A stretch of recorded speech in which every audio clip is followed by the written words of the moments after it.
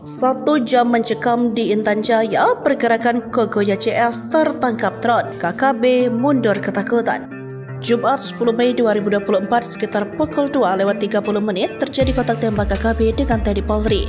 Peristiwa mencekam tersebut terjadi di Kampung Pegapa, Distrik Homeo, Kabupaten Intan Jaya.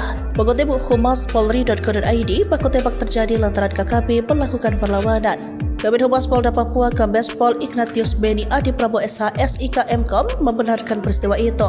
Kronologi kejadian berawal pihaknya mendapat informasi bahwa KKB wilayah Intan Jaya melakukan pergerakan. Mereka dikabarkan akan melakukan penyerangan ke Polsek dan Koramil. Lalu sekitar pukul 2:20 aparat gabungan TNI Polri menerbangkan drone untuk melakukan pantauan udara. Dari sanalah terlihat pergerakan KKB dengan segala macam persiapan mereka melakukan penyerangan. Kemudian Satgas Nanggala membuang satu tembakan ke arah posisi KKB.